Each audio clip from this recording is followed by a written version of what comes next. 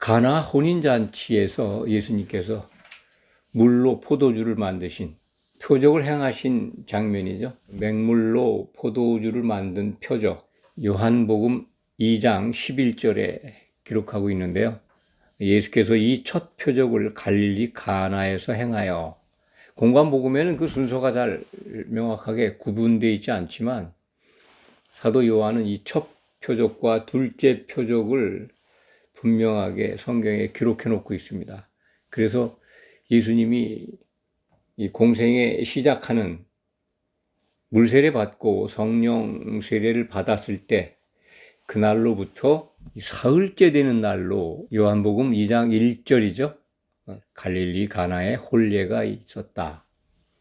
그 사흘을 어디서부터 계산을 해야 되느냐 하는 부문이 있죠. 요한복음서만 적용하면 예수님이 세례 요한으로부터 요단강가에서 물세례 받은 날, 곧 예수님께 성령이 임한 날로 우리는 계산할 수밖에 없다.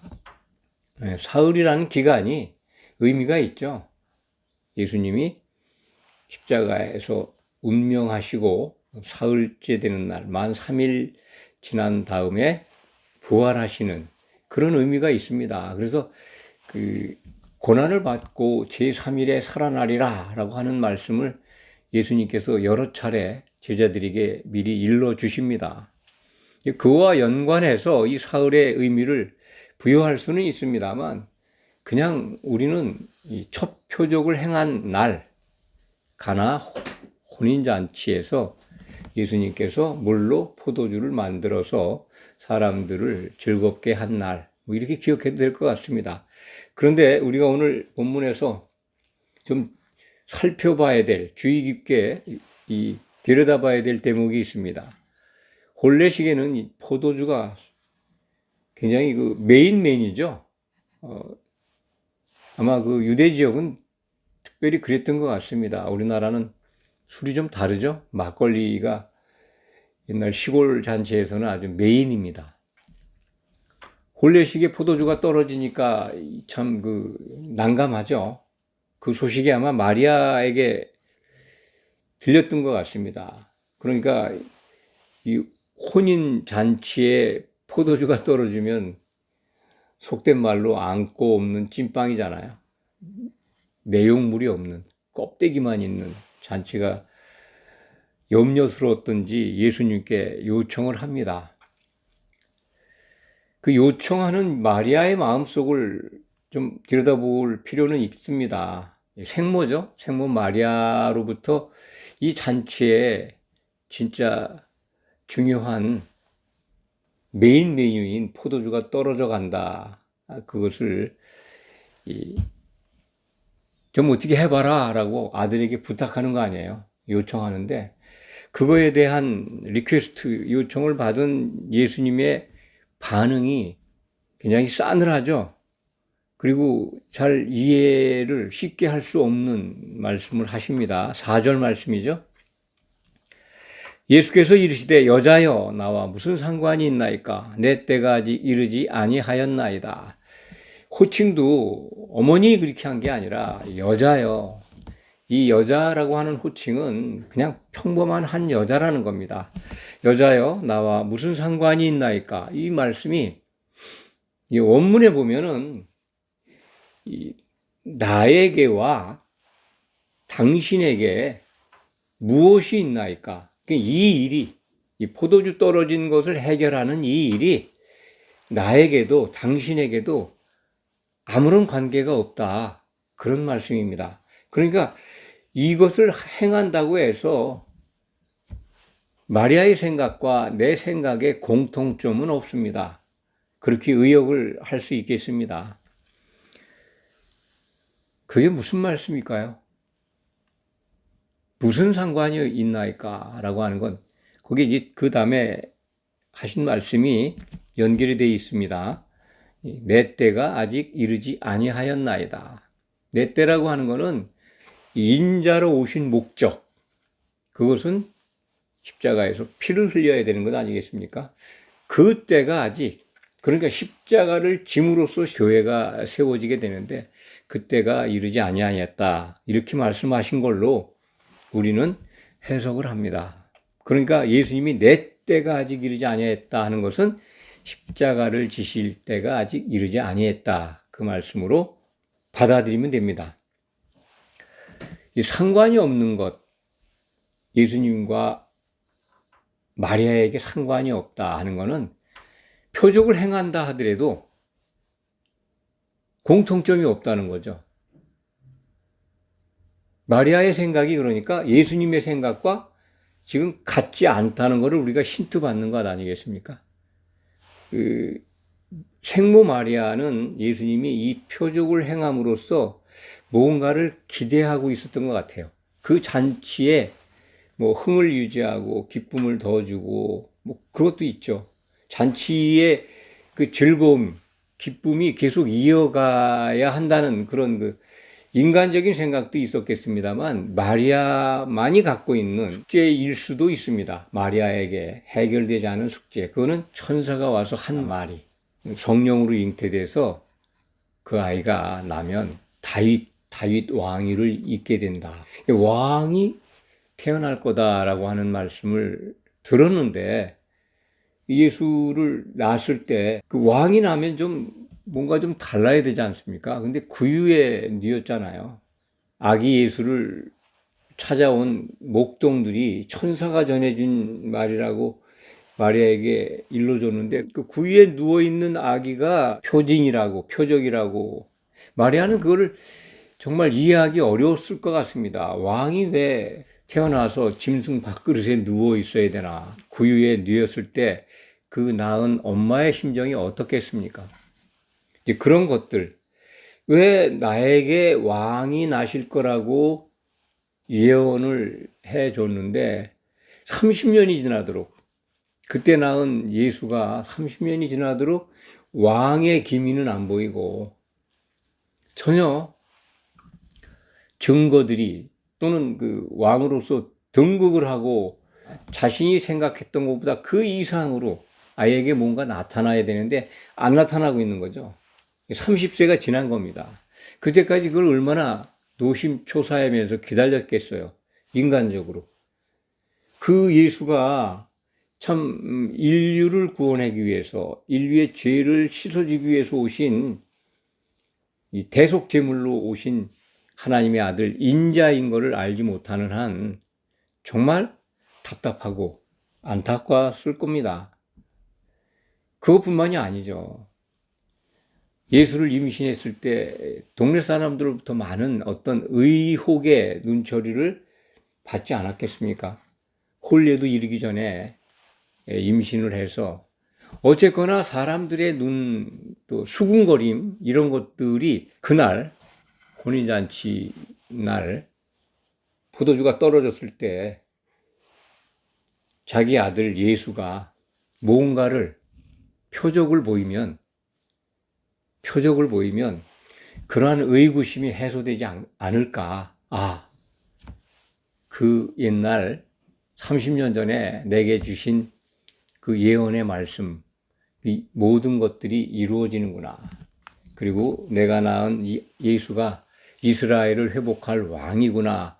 그런 확신을 갖지 않았을까요? 그리고 모든 오해들을 다 일소에 그런 것들이 숙제들이 다 해결되지 않을까. 그런 기대를 했던 것 같습니다. 그러니까 그걸 요청을 했겠죠. 돌아온 대답은 예, 어머니 제가 그걸 하겠습니다가 아니고 여자요. 나와 무슨 상관이 있나이까. 여자요. 이 일이 나에게와 당신에게 무슨 연관이 공통점이 있습니까? 없다는 거죠. 예수님의 생각은 이 잔치에서 이런 표적을 보이고 싶지 않았던 것 같습니다. 첫 표적으로. 왜? 뭐 누구 병을 고쳐주는 것도 아니고 곤란한 거를 해결해 주는 것도 아니고 이건 뭐 곤란한 게 아니라 인간적으로 세상의 즐거움을 이어가려고 하는 사람들의 욕망이잖아요. 잔치집에 가면 뭐 이 즐거움을 주는 포도주가 있고 또 다른 술도 있고 음식도 있고 세상의 즐거움을 뜻하는 게 포도주입니다. 성경에서. 그러니까 이 세상의 즐거움을 주러 오신 예수님은 아니잖아요. 전혀. 하늘에 있는, 하늘에 소망을 두게 하고 그것을 즐거움으로, 기쁨으로 갖게 하려고 오신 것 아니겠습니까? 그런데 첫 표적 작품이 이 포도주를 만들어서 세상적 즐거움에 취하게 한다 하니까 전혀 내키지 않으셨을 거라 저는 그렇게 확신합니다. 그래서 이렇게 말씀하시는 거 아니에요. 그럼에도 마리아는 하인들에게 너희에게 무슨 말씀을 하시든지 그대로 하라. 이 부분을 굉장히 확대 해석을 합니다. 과대 포장합니다. 마리아의 신실한 믿음으로 이것을 해석을 하고 그렇게 전합니다. 연회장 그러면 이제 잔치를 주관하는 사람이 있었던 것 같아요. 포도주가 다 떨어져 갈 때 아주 맛 좋은 포도주가 배달이 되니까 아주 신랑을 칭찬합니다. 연회장이. 참 이것으로 끝이잖아요. 세상의 즐거움을 나누는 사람들의 모습은 요 한마디로 끝납니다. 신랑을 칭찬하고 사람들이 즐거워하는 것, 그거죠. 마리아가 기대했던 거는 아니지 않습니까? 많은 사람들이 이게 어디서 났느냐, 누가 이런 표적을 행했느냐, 그리고 예수가 그걸 행했다. 마리아가 낳은 이 예수가 이런 표적을 행하는 그 선지자냐, 아니면 왕이냐, 이렇게 무슨 소동이 일어나야 되는데 너무 조용하잖아요, 환경이. 그죠? 마리아가 기대했던 상황은 아닙니다, 전혀.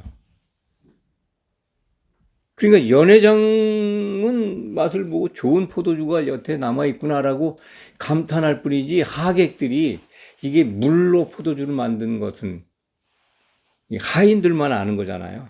그 표적이 여러 사람들에게 퍼지지 않고 적어도 인간적으로 칭찬하는 사람도 없습니다. 표적이 나타나면 이스라엘의 왕이로소이다 또는 참 그 선지자입니다라고 고백을 하는데 오늘 본문에는 전혀 그 내용이 없어요. 11절 보면 예수께서 이 첫 표적을 갈릴리 가나에서 행하여 그의 영광을 나타내심에 제자들이 그를 믿으니라. 겨우 예수님 따라다니는 12제자도 아니죠. 그 당시에 첫 표적을 행하실 때 12제자가 다 모이지 않았을 거로 생각이 됩니다. 그러니까 이 1장을 연결해서 우리가 생각을 하면 1장에는 예수님께 온 사도들이 6명밖에 없어요. 6명입니다. 그러니까 가나 혼인잔치에 그 6명의 제자들이 따라가지 않았겠느냐. 그들이 그 순간만큼은 믿었다는 표현입니다. 헬라 문법을 따지면 제자들이 그를 그 한순간 그때는 믿었더라. 헬라 문법 용법이 그 과거 부정과거 시제를 나타내면 그 순간에만 그것이 있었다 그런 뜻이래요. 그러니까 지나갔다는 거죠. 그때만 믿고 그 다음에 믿음이 없어졌다 그런 의미입니다. 그러니까 6 제자들만 그 예수님의 표적에 대해서 반응을 하고 있어요. 사도 요한의 이 증거가 굉장히 중요합니다. 예수님의 모든 표적은요, 실질적으로 1차적으로는 사도들에게 나타내신 거예요. 왜? 예수님이 하늘 아버지께서 보내신 자라는 걸 믿게 하기 위해서. 그런 문장이 요한복음에는 다른 복음서보다는 굉장히 많습니다. 아버지께서 나를 보내신 걸 믿게 하려고 이런 표적을 행했다라고 예수님이 말씀하시고, 또 하늘에서 무슨 우레와 같은 음성이 들렸을 때 이것은 나를 위해서 소리가 난 것이 아니고 너희를 위해서, 그러니까 나를 보내신 하나님께서 나를 보내신 것을 너희로 믿게 하려고 이런 표징이 나타난 것이다. 이렇게 말씀하십니다. 오늘 말씀에서 이 첫 표적을 통해서 예수님께서 하나님의 영광을, 하나님께로만 올 수 있는 기적을, 표적을 행했는데 겨우 제자들만 믿습니다. 그러면 그것을 요청하고 그것을 목도한 마리아의 믿음은 어땠을까요? 그것이 12절 말씀 속에서 우리가 찾을 수가 있습니다. 그 후에 예수께서 그 어머니와 형제들과 제자들과 함께 가버나움으로 내려가셨으나, 그러니까 갈릴리 나사렛 동네에서 예수님께서 이사를 하신 겁니다. 가버나움으로. 이사한 것을 이렇게 짧은 글에 기록해 놨어요. 예수님이 거처를 옮기신 겁니다. 그때 마리아, 모친 마리아와 형제들, 그 동생들이죠. 그리고 그 당시까지 예수님께 나온 제자들 같이 가버나움으로 왔어요. 12절 말씀이 그겁니다. 거기에 그들은이 빠져 있습니다. 곧 어머니와 형제들이죠. 어머니와 예수님의 형제들은 여러 날 있지 아니하였더라. 이렇게 번역을 해서 기록을 해야 정확합니다. 그러니까 곧바로 얼마 안 있다가 그냥 그 나사렛으로 돌아갔다는 얘기죠. 이 표적을 행하심으로써 정말 내가 들은 예언, 천사로부터 들은 말씀이 맞구나라는 그런 믿음이라도 갖고 있었으면 예수님과 함께 있지 않았을까요? 근데 바로 돌아갑니다. 이걸 뭐라고 우리가 어떻게 이해할까요, 이것을? 믿음이 없다. 물론 마리아뿐만이 아니죠. 사실 예수님이 십자가를 지실 때 어땠습니까? 유대의 많은 백성들이, 사람들이 다 표적을 보고 다 목도한 사람들, 전해 들은 사람들이잖아요. 나사로 죽었을 때 다시 살렸을 때 유대인들이 얼마나 많이 와서 보고 환호했습니까? 나사로 때문에 예수님을 얼마나 많은 사람들이 따랐습니까? 그렇지만 며칠 안 돼서 닷새 동안에 얼마나 태도가 돌변합니까? 돌로 쳐 죽이라고 하고 십자가에 못 박으라고 난리 아닙니까? 오죽하면 빌라도가 밀란이 일어날까봐 예수님을 십자가형에 내주는 거 아니겠습니까? 그 정도로 예루살렘 백성들이 이 표적을 많이 행하신 예수를 믿지를 않습니다.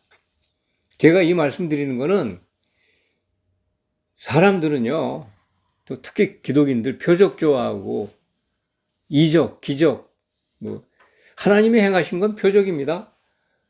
그것을 사람들이 볼 때는 이건 기적이죠. 이적이고.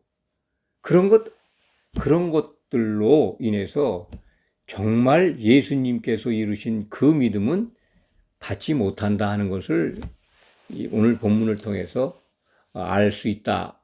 이런 말씀을 드리기 위해서 지금 길게 말씀을 드렸습니다. 그러니까 이 표적, 예수님이 행하신 표적을 그렇게 많이 받고 목도한 사람들이 진짜 믿음으로 나온 사례가 거의 없습니다.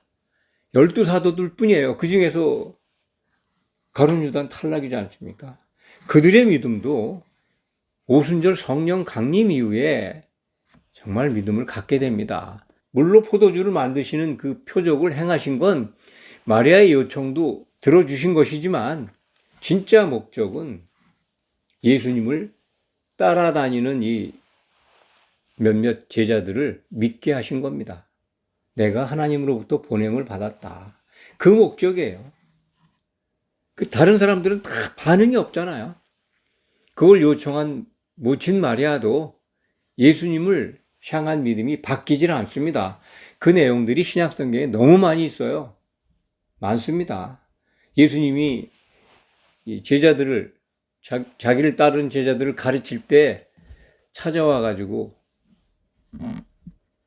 만나자고 그러잖아요. 그때 뭐라고 하십니까? 예수님이. 내 어머니와 내 형제들을 보라. 하나님의 뜻을 따라 행하는 자들이 내 어머니요 내 형제라고.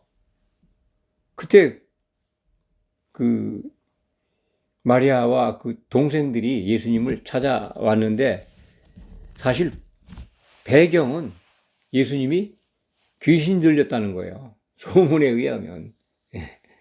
그 이제 유대에서 올라온 서기관들이 유대에서 율법계나 아는 식자들이 올라와서 그렇게 얘기하니까 사람들이 그렇게 믿었던 거고, 또 마리아나 그 동생들도 아마 그런 생각을 가졌던 것 같아요. 그렇게 찾아오니까 예수님이 내 어머니하고 내 모친이 누구냐고 그런 거죠. 또 사도 바울의 편지 속에 갈라디아서 보낸 그 편지 속에는 예수님을 낳은 여자를 마리아라고 표현도 안 합니다. 갈라디아서 4장 4절에 한 여자에게서 낳았다라고 표현하고 있어요. 한 여자. 또 오늘 요한복음서 다른 부분에 예수님이 마리아를 여자라고 부르는 대목이 몇 군데 있습니다. 십자가 상에 매달려서 죽음, 임종을 앞둔 시점에서 곁에 서 있는 사도 요한과 모친 마리아에게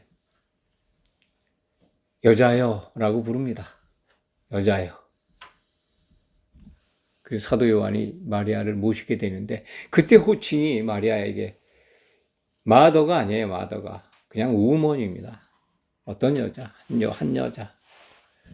그런 호칭들로 봤을 때 십자가를 지시는 그 순간까지 이 마리아에 대한 호칭이 바뀌지 않은 것, 물론 다른 의미도 있겠습니다만 전혀 그 많은 표적들을 예수님이 행하셨지만 소문도 들었고 따라도 다녔고 보기도 했었을 겁니다.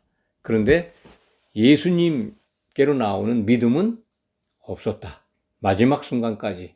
그 후에 어떤 믿음을 가졌는지는 모르겠습니다. 마리아가 낳은 동생들, 야고보라든지 유다의 그 기록이 신약 성경에 묶여 있습니다. 그런 것을 보면 예수님의 바로 밑에 동생 야고보, 그리고 유다서를 쓴 유다, 막내 동생이라고 그러죠. 그들은 신실한 예수님이 부활 승천하신 다음에 성령을 보내주신 다음에는 그들의 믿음이 그리스도를 향해 있다라는 것을 우리는 확인하게 됩니다. 말씀을 정리합니다. 기독인들은 표적을 좋아합니다. 능력도 좋아하고 예언받는 것도 좋아합니다. 그런 것들이 정말 올바른 믿음으로 향해 가는가? 그건 별개입니다.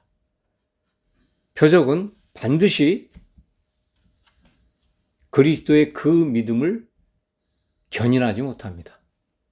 그건 별개입니다. 표적 아무리 봐도 예수님이 이루신 그리스도의 믿음의 소유자가 되지는 못합니다. 어떤 방법으로? 그것은 정말 이 복음을 듣고 철저하게 자기 부인을 한 사람이 사도들의 말에 이끌려서 항상 생수를 마셔야 합니다. 신약 성경에 붙어 있어야 합니다. 사도들의 말을 들어야 합니다. 그래야 그리스도의 믿음 안으로 들어갈 수 있습니다. 기도하겠습니다.